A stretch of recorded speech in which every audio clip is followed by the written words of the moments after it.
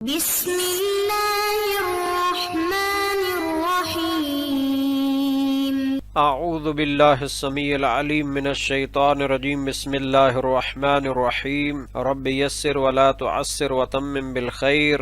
عزیز طلبہ، السلام علیکم ورحمۃ اللہ وبرکاتہ۔ امید ہے آپ سب خیریت سے ہوں گے۔ دروس اصول الکافی کا سلسلہ جاری ہے۔ سبق 167 میں کتاب العقل والجال کا حصہ 132 ذکر ہونے والا ہے۔ سب سے پہلے خلاصہ جات کو دیکھ لیتے ہیں۔ گزشتہ درس میں جنود عقل و جہل میں سے دعا و استنکاف کے متعلق تفصیل سے گفتگو ہوئی، قرآنی اور روایی شواہد بیان کیے گئے اور منکرین دعا کے شبہات کا بھی جواب دیا گیا، جبکہ اس درس میں عقل و جہل کے لشکروں میں سے نشاط و کسل کے بارے میں تفصیل سے گفتگو ہوگی۔ مفہوم شناسی، قرآنی اور روایی شواہد اور شارحین کے نظریات بیان کیے جائیں گے۔ امام جعفر صادق علیہ السلام نے حدیث جنود عقل و جہل میں عقل و جہل کے لشکروں کی ازلی کشمکش کو بیان کیا ہے، ان کے سپاہیوں کو ذکر کیا ہے۔ انہی میں سے نشاط و کسل ہیں۔ نشاط کو عقل کا سپاہی اور کسل کو جہل کا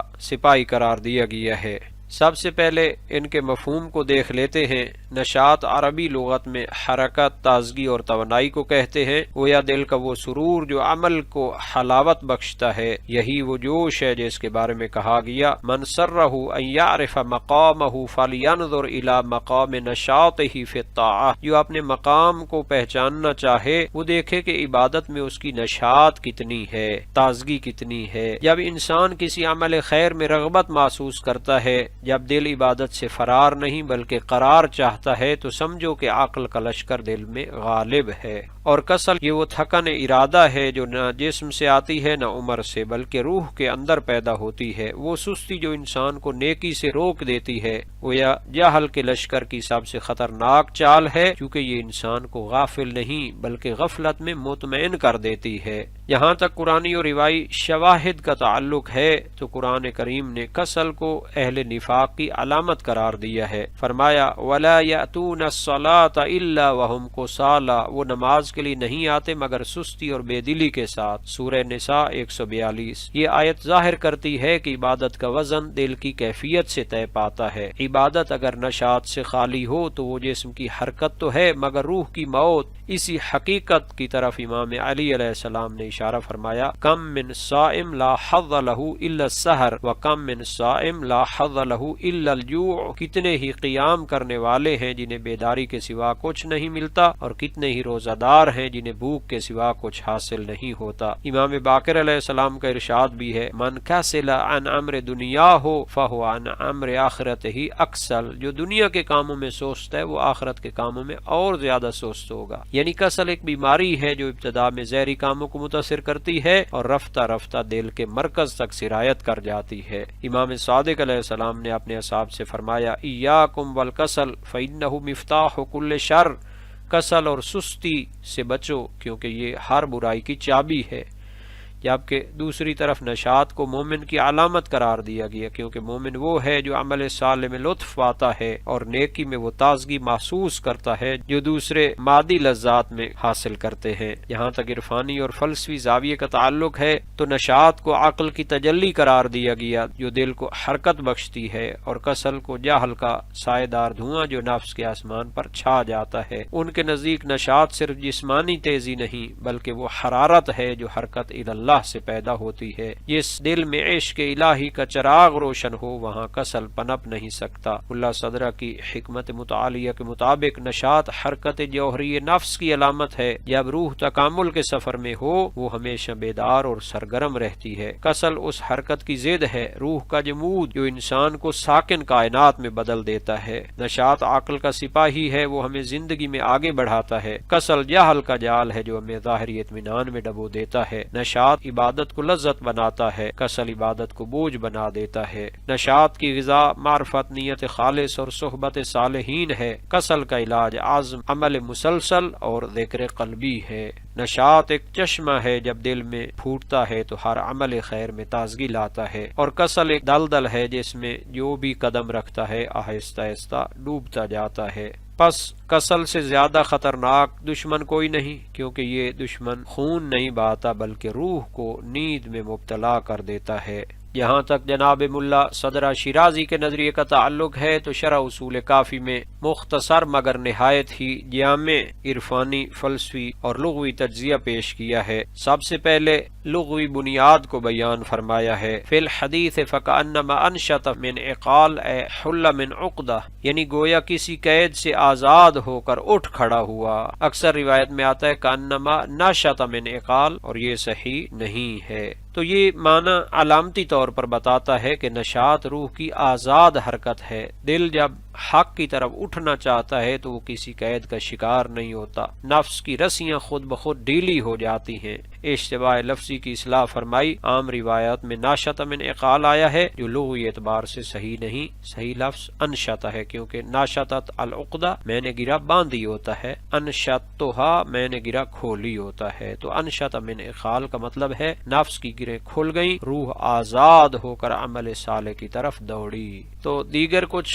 لغوی اور روایی شواہد بیان کرنے کے بعد فرمایا المنشط مفعل من النشاط، نشاط کا معنی عبادت کا شوق اور روح کی پرواز ہے، یعنی منشط وہ عمل، وہ کام، وہ عبادت ہے جس کے لیے دل آسانی سے اٹھتا ہے، جس کے لیے طبیعت آمادہ ہو جاتی ہے۔ عبادت اگر دل پر بوجھ نہ بنے بلکہ انسان اس کی طرف لطافت، سرعت اور خوشی سے بڑھے تو یہ نشاط ہے، اور یہی نشاط عقل کے لشکر کی علامت ہے۔ یہاں پر ملا نے ایک نہایت دل نشین تفسیر بیان کی ہے۔ فرمایا المراد ہا ہنا النحوذ للعبادہ علی وجہ الخفۃ والسہولہ، نشاط یعنی اللہ کی عبادت کی طرف دل کا آسانی اور خوشی سے اٹھنا۔ یہ سرگرمی، یہ شوق، یہ ہلکی پرواز، یہ کوئی جسمانی حرکت نہیں بلکہ روحانی بیداری ہے، جبکہ اس کے مقابلے میں الکسل التثاقل من الامر، یعنی کسل کسی نیک کام کے سامنے دل بھاری ہو جائے۔ کسل وہ کیفیت ہے کہ انسان اٹھنے میں جھج کے، عمل میں وزن محسوس کرے، عبادت کو محض رسم بنا دے، دل حرکت الی اللہ میں بے رغبت ہو۔ یہ تثاقل قرآن نے منافقت کی صفت قرار دیا ہے۔ وَلَا يَأْتُونَ الصَّلَاةَ إِلَّا وَهُمْ كُسَالَىٰ، فرمایا فَإِذَنْ النَّشَاطُ وَالْخِفَّةُ لِلسُّلُوكِ وَالسَّيْرِ الْحَثِيثِ إِلَى اللَّهِ وَالْعَوْدِ إِلَى حَظِيرَةِ الْقُدُسِ وَالْمَأْوَى مِنْ شَأْنِ الْعَقْلِ۔ ملا صدرہ کی عرفانی حکمت کا عروج یہ ہے کہ نشاط عقل کی پرواز ہے، عقل کا جوہر ہے۔ نشاط وہ قوت ہے جو سالک کو خدا کی طرف تیز، چست اور پاکیزہ سفر کرواتی ہے۔ عقل کا نور جب دل میں روشن ہوتا ہے تو عبادت میٹھا شربت لگتی ہے، خدمت خلق لذت بنتی ہے، علم حاصل کرنا روح کی غذا بن جاتا ہے، ذکر دل کی تپش بن جاتا ہے۔ یہ ہے نشاط، جبکہ اس کے مقابلے میں کسل اور تثاقل الی الارض للرضا بالحیات الدنیا من الآخرہ والاخلاد الى ارض الابدان والاجساد لاستیفاء الہوا وقضاء الشہوہ من عادت الجاہلی، زمین سے چمٹ جانا، دنیا سے راضی ہو جانا، بدن کی خواہشات میں ڈوب جانا، یہ سب جہل و نادانی کے آثار ہیں۔ جہل انسان کو زمین کی طرف کھینچتا ہے جبکہ عقل اسے آسمان کی طرف اٹھاتی ہے۔ یہ نشاط و کسل کا عرفانی راز ہے۔ تو عرفانی پیغام یہ ہے کہ روح کی سمت طے کرنی چاہیے۔ عبادت میں نشاط ہونا صرف اخلاقی فضیلت نہیں، یہ روح کی سمت نما ہے۔ اگر دل عبادت کی طرف تیزی سے دوڑتا ہے تو سمجھ لو روح آسمان کی طرف سفر میں ہے۔ اگر عبادت بوجھ لگے تو یہ دل کی سنگینی اور جہالت و نادانی کا پردہ ہے۔ جہاں تک جناب ملا صالح مازندرانی کے نظریے کا تعلق ہے تو انہوں نے بھی اپنی شرح اصول کافی میں نہایتی جامعیت کے ساتھ علمی مطالب کو بیان کیا ہے۔ فرمایا النشاط فی العبادہ من کمال المراتب الانسانیہ، نشاط انسان کے کمالات کی علامت اور نشانی ہے۔ ان کے نزدیک نشاط کوئی معمولی خوش دلی یا ظاہری تیزی نہیں بلکہ یہ انسانی روح کے کمال یافتگی کی نشانی ہے۔ جب انسان کے باطنی قوا صحت مند ہوں اور اس کے قوا میں اعتدال پائے جائے، روحانی نور اعضاء میں سرایت کر جائے اور قلب و ارادہ بدن کے بوجھ کو پیچھے دھکیل دے تو عبادت خود بخود حلاوت، شیرینی، شوق و سہولت کے ساتھ انجام پاتی ہے۔ نشاط کی اصل روح میں نورانی قوت پیدا ہو جانا ہے، اعضاء میں فتور و انحطاط کا نہ ہونا، نفسانی سرشت میں صفائی، لطافت اور بلند ہمتی پیدا ہونا ہے۔ فرمایا من صفات العاقل الذي فك عنه بالہمت الصادقہ قیود الاغلال البشریہ ودفع عنه بالنیت الخالصہ اوزار الاثقال البدنیہ وانار بنور عقلہ اعضاءہ الظاہرہ۔ عاقل وہ ہے جس نے ہمت صادقہ سے بشری قیدیں توڑ دی ہوں اور نیت خالصہ سے بدن کے بوجھ ہٹا دیے ہوں، حتیٰ کہ اس کا ظاہر نور عقل سے روشن ہو گیا ہو۔ یوں وہ انسان اس عالم میں ایک روحانی پیکر بن جاتا ہے جس کا بدن بھی نور عقل کا تابع ہوتا ہے۔ نشاط کی بلند ترین صورت عبادت میں شوق ملائکہ۔ ملا صالح نشاط کی حقیقت کو ملائکہ کی عبادت سے تشبیہ دیتے ہیں۔ یطیر مع الملائکۃ المقربین فلہ من النشاط فی العبادہ ما لا یدخلہ سآم من جد ودؤوب، لا اعیاء من کد ولغوب، لا نقصان من تطرق قصور، ولا استحصار من طریان فطور۔ ان کے نزدیک سچا مومن جب نشاط کے مرتبے تک پہنچ جاتا ہے، نہ اسے عبادت میں تھکن ستاتی ہے، نہ ریاضت میں ملال آتا ہے، نہ طاعت میں سستی داخل ہوتی ہے۔ وہ آیت جسے دلیل بنایا ہے کما قال سبحانہ فی وصف الملائکہ وَلَهُ مَنْ فِي السَّمَاوَاتِ وَالْأَرْضِ وَمَنْ عِنْدَهُ لَا يَسْتَكْبِرُونَ عَنْ عِبَادَتِهِ وَلَا يَسْتَحْسِرُونَ يُسَبِّحُونَ اللَّيْلَ وَالنَّهَارَ وَلَا يَفْتُرُونَ، یعنی جیسے ملائکہ دن رات بغیر توقف کے عبادت و بندگی میں مشغول رہتے ہیں، ویسے ہی روحانی نشاط والا انسان جدوجہد میں مسلسل، ذکر میں سرشار اور اطاعت میں ہمیشہ سبک رفتار ہوتا ہے۔ یہی وہ مقام ہے جہاں انسان کی روح عالم روحانیین کی پرواز میں شریک ہو جاتی ہے۔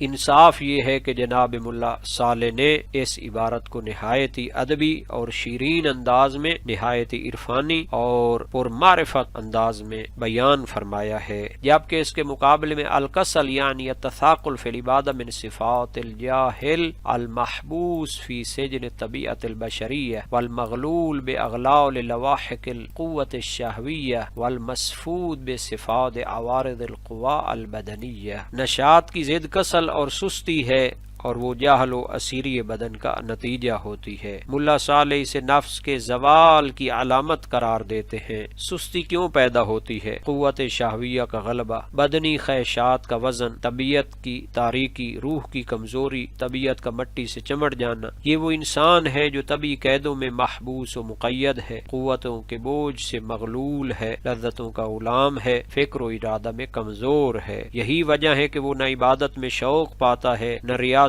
میں رغبت رکھتا ہے۔ ملا صالح اس کیفیت کو بیان کرتے ہیں، وہ اتنا بھاری ہے کہ نہ تو روحانی نسیم نشاط اسے اعلی مراتب کی طرف اٹھا سکتی ہے اور نہ شوق عبادت اسے بلند مقام تک لے جا سکتا ہے۔ فَهُوَ ثَقِيلٌ لَا يُحَرِّكُهُ رِيحُ النَّشَاطِ عَنْ مَرْكَزِهِ إِلَى الدَّرَجَةِ الْعُلْيَا وَلَا شَوْقُ الْعِبَادَةِ عَنْ مَوْضِعِهِ إِلَى الْمَرْتَبَةِ الْقُصْوَى۔ جہل کی علامت دنیا پر قناعت ذلیلہ، کسل والا شخص ادنا دنیا پر راضی ہے، عاجز ہمت ہے، بلندی روح سے محروم ہے۔ اس کا دل قرب عرش کی طرف نہیں اٹھتا، بلکہ وہ کسلان یرضی بدون من الحیات الدنیا، سستی کی وجہ سے دنیا کی پس زندگی پر قانع ہو جاتا ہے۔ یہ کیفیت کہیں جہل کی سب سے شدید تجلی ہے۔